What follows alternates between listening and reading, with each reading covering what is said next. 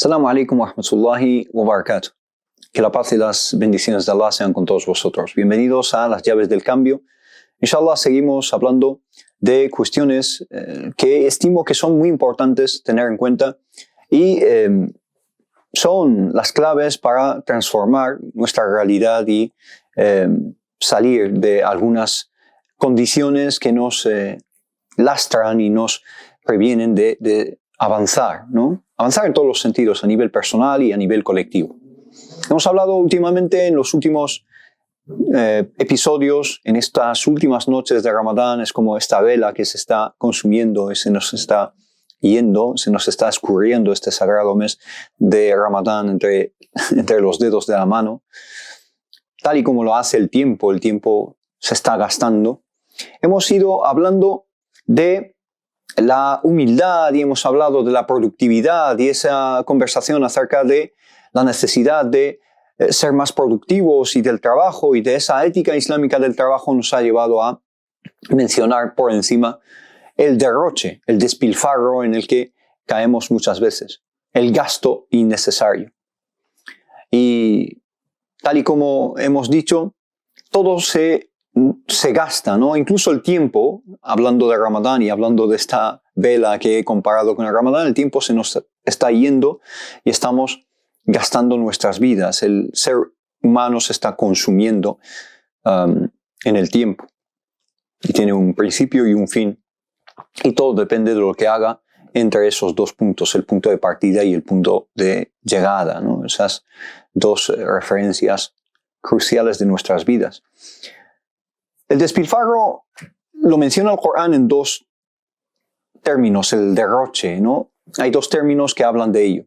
Un término que es el israf y otro es tabdir. Enseguida, inshallah, hablamos de ambas cuestiones, ambos puntos de vista y qué significa cada concepto y ambos conceptos en qué se diferencian entre sí. El profeta Muhammad sallallahu alaihi wasallam dice en un hadith, dice que teme por nosotros una cosa, dice innahu sayusibu ummati da'ul umam. Ciertamente le va a afectar a mi umma, a mi comunidad, el mal de las comunidades o de las naciones, el mal de las naciones. Da'ul umam, el mal de las naciones. ¿Qué es esto del mal de las naciones? Eso es lo que se preguntaron los compañeros del profeta Muhammad sallallahu alaihi wasallam. Da'ul umam, ¿qué es el mal de las naciones? Dijo, es el ashur wal batar, wal takathur wal tanafus, es la soberbia y es la falta de reconocimiento de el favor de Allah subhanahu wa ta'ala con ellas, con esas comunidades y naciones. Wal tanafusu, wal takathur, multiplicarse en todos los sentidos, económicamente, numéricamente, demográficamente. Esa competición loca en la posesión y ese acto de aferrarse y ese apego a todo lo que es mundanal. Es una competición en todo lo que es material, en lo mundanal. Y el distanciamiento emocional entre ellos. Cuando caemos en esa competición loca unos contra otros en lo mundanal, el resultado es inevitable, que es el odio, que es la envidia, la codicia, ¿no? Esos sentimientos y esos pecados mortales, capitales, desde el punto de vista islámico y desde el punto de vista cristiano y desde el punto de vista judío y desde el punto de vista de cualquier religión, estos pecados o estas faltas, estos defectos del ser humano que son el resultado de ese apego a lo mundanal. ¿No? Que se distancian, incluso en la propia familia, los hermanos se distancian, los padres se distancian, los hijos se distancian, porque el dunya, lo que es lo mundanal, los absorbe, y se expande la envidia mutua. Nos envidiamos por lo más efímero y lo más banal y lo más fugaz de la vida mundanal, nos estamos odiando hatta yakuna al-baghi, hasta que se produzca a gran escala las injusticias políticas, sociales, en todo lo que es la realidad del ser humano, vemos injusticias y vemos opresión. Al-baghi es la opresión. Wa al-haraj, y que se maten los unos a los otros. Al-haraj, le preguntaron al profeta Muhammad sallallahu alaihi wasallam en otro hadith cuando habló de uno de los signos del fin de los tiempos y dijo, uno de los signos es el haraj. Dijeron, ¿y qué es el haraj?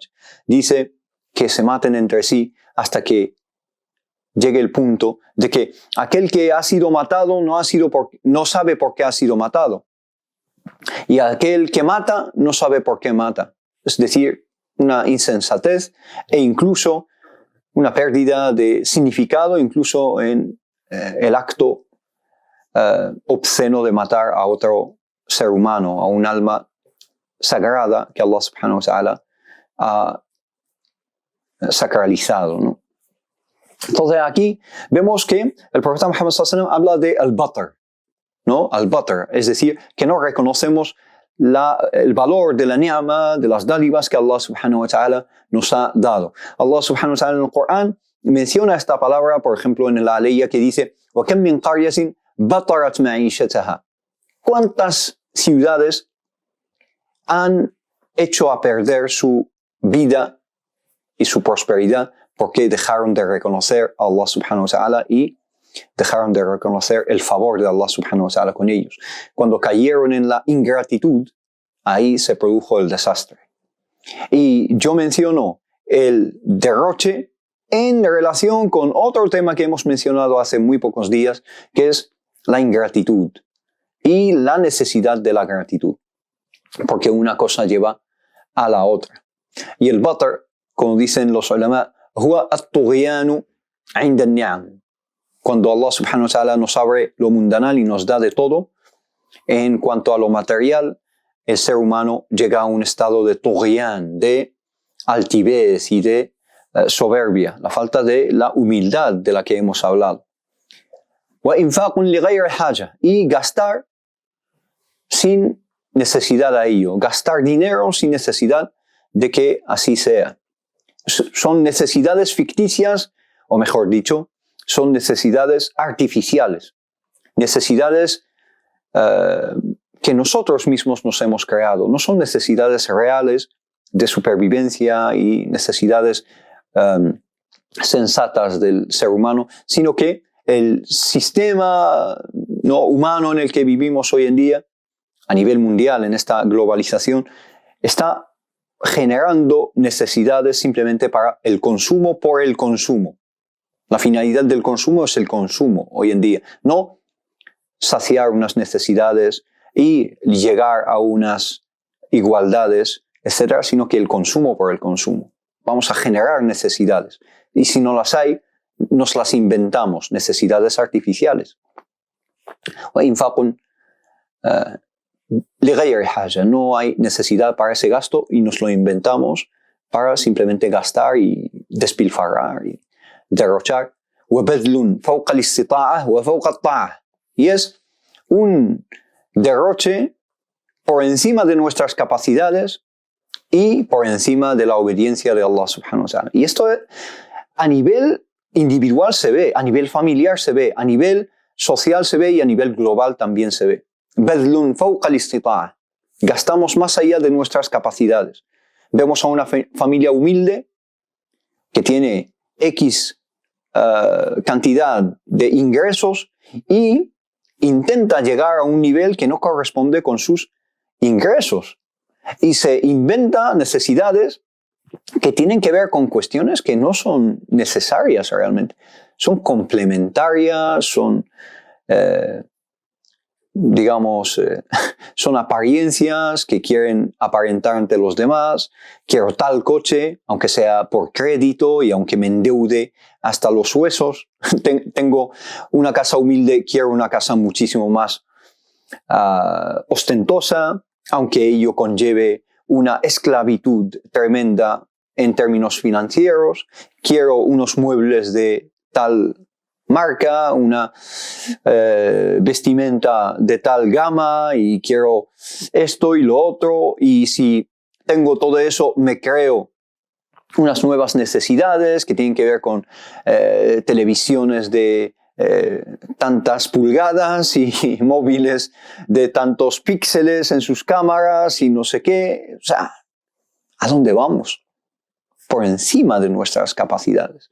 Y estas palabras de que el batar mencionado en el Corán es badlun fawqa al-istita'a y fawqa al-ta'a, son palabras de eruditos que vivieron hace siglos, pero que han reconocido algo esencial en el ser humano que le empuja hacia estos desfiladeros, estos acantilados donde nos caemos. El batar es ese derroche innecesario que nos lleva a la ingratitud y a no reconocer las dádivas de Allah subhanahu wa ta'ala con nosotros, y caemos en la destrucción, no solo la autodestrucción de nosotros mismos como sociedades, como familias, incluso como individuos, sino de la humanidad como especie y de todo lo que rodea a la humanidad, de los océanos, de los bosques, de todo en cuanto nos rodea, está sufriendo con esta irresponsabilidad. La creación de Allah subhanahu wa ta'ala está sufriendo con nosotros porque no tenemos esta conciencia islámica de la que estamos hablando y no hemos usado las llaves del cambio que están a nuestra disposición y que el Corán nos clarifica de una manera muy elocuente y muy profunda. El profeta Muhammad sallallahu alaihi wasallam reconoce un derroche incluso en la ablución, en el wudu, ¿no? Dice, qawmun ya'taduna fi el wudu, que en el agua que usan para hacer la ablución, para purificarse, para la oración, se caen o se meten en una transgresión, usan demasiada agua. Y el profeta Muhammad sallallahu alaihi wasallam también nos enseña que incluso en un río, en un curso fluvial que fluye, ahí tenemos que tener cuidado también con el derroche. Incluso en un río, en medio del río, tienes que gastar lo justo. Y ahí tenemos muchísimas lecciones en cuanto a los recursos hidráulicos, ¿no? En cuanto a nuestro uso del agua en general. Y hoy en día hay grandes problemas a nivel local o mundial en cuanto al agua, y hay guerras que se generan y conflictos al menos políticos que se dan por esos recursos acuáticos e hidráulicos, ¿no? Entonces, Allah subhanahu wa ta'ala nos dice, وَكُلُوا وَاشْرَبُوا وَلَا تُسْرِفُوا. Comed, bebed, pero no malgastéis. El israf. El concepto del israf es un consumo por encima de nuestras capacidades y por encima de nuestras necesidades, y crear unas necesidades ficticias que son artificiales totalmente. Tú necesitas X cantidad para tu ablución, pero usas una cantidad muchísimo mayor, el doble o el triple. Eso es que te has inventado una necesidad irreal, ¿no? El profeta Muhammad sallallahu alaihi wasallam hacía la ablución con una cantidad muy limitada de agua. Entonces el consumo tiene que ser un consumo responsable y un consumo que tiene en cuenta las consecuencias de nuestras acciones, un consumo consciente. Eso es el israf. Luego está el concepto de tabdir. Allah subhanahu wa ta'ala dice, Inna al-mubaddirina kanu ikhwan ash-shayatin. Aquellas personas que caen en el tabdir, en malgastar recursos financieros, ya no es el consumo de comida, de bebida y de todas esas, digamos, cuestiones que he mencionado al principio, sino ahora ya es de dinero. Malgastar dinero innecesariamente y en sitios y en cuestiones que no son lícitas y no son necesarias. Eso es tabdir. Y el Corán habla de ello. Entonces el israf es el consumo de diferentes recursos. El tabdir es el gasto innecesario donde no debemos y de forma indebida. Entonces esto es el israf y esto es el tabdir. Esta es la diferencia que establece el Corán entre un término y otro, entre un concepto y otro. Y esto es aplicable a nuestra realidad española, tanto el israf como el tabdir, tanto el consumo como el gasto. Y estos dos términos de consumo y gasto son términos esenciales en la economía. Cualquiera que estudia especialmente macroeconomía sabe que estamos hablando de dos conceptos absolutamente elementales A nivel español, como comunidad, hablo como comunidad musulmana, tenemos un potencial financiero inmenso. Somos una comunidad compuesta de 2 millones de personas aproximadamente y ello conlleva un potencial financiero muy importante. Por ejemplo, se aproxima el acto de dar sadaqah que se conoce como Zakat al-Fitr. Es un acto de caridad, ¿no? Zakat al-Fitr es una sadaqah de otro tipo, ¿no? Es una caridad, pero una caridad especial para un día determinado dentro de una franja temporal determinada. Zakat al-Fitr es un precepto obligatorio para todo musulmán, sea mayor, menor, hombre, mujer, tiene que dar sadaqah. Mejor dicho, Zakat al-Fitr, tiene que dar esa cantidad en solidaridad con los más pobres. Bien. Zakat al-Fitr normalmente son 5 euros, ¿no? Aquí en España esa es la cantidad normalmente que se da por persona. Si somos 2 millones, multiplicamos 2 millones por 5 y nos dan 10 millones en un solo día que se dan de los bolsillos de todos los musulmanes españoles a los más pobres. 10 millones de euros en esa franja muy limitada. Es un recurso inmenso. Imaginaos en todo el año lo que podemos generar. Tenemos Zakat al-Mal, otro precepto que es el tercer pilar del Islam, Zakat al-Mal, que es esa zakat que se saca del dinero de las personas más pudientes a las personas más pobres. Eso conlleva un potencial inmenso. ¿Dónde está todo ese potencial? ¿Dónde está todo ese dinero? ¿Cómo se gestiona?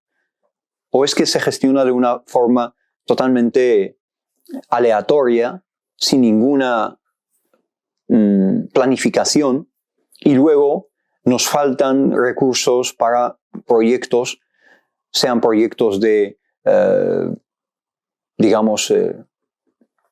instituciones de culto, instituciones de educación, instituciones solidarias, organizaciones y ONGs, etcétera, fundaciones? Nos faltan dinero para esas instituciones y no tenemos un trabajo institucional sólido y consolidado en nuestra comunidad. ¿Por qué? Porque todo depende de unos recursos financieros que no se gestionan de la forma óptima.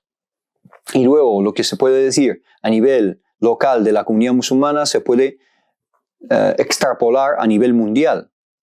La comunidad musulmana a nivel mundial, la Umma, con todos sus países, tiene unos recursos,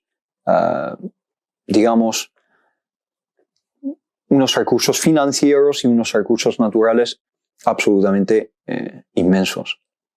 ¿Qué se hace con todo ello? ¿Cómo se gestiona todo esto? ¿O es que existen unas desigualdades y una opresión, lo que el profeta Muhammad sallallahu alaihi wasallam decía de el baghi, o el ashr, o el batar, o el takathur? Y esos términos que escuchamos al principio y explicamos al principio en el hadith del profeta Muhammad sallallahu alaihi wasallam se están dando en nuestra realidad de forma muy clara. ¿Por qué? Porque hemos perdido un poco el norte y tenemos que volver a entender bien las finalidades del Islam. La finalidad del zakat, por ejemplo, ya que la hemos mencionado, es la igualdad y es la solidaridad entre todos y es la gestión responsable de los recursos, lejos de los derroches, lejos del gasto innecesario y lejos del consumo destructivo y nocivo. Así que el cambio está en saber lo que es necesario realmente y saber lo que es realmente complementario. No caer en esas necesidades artificiales como las he llamado, ¿no?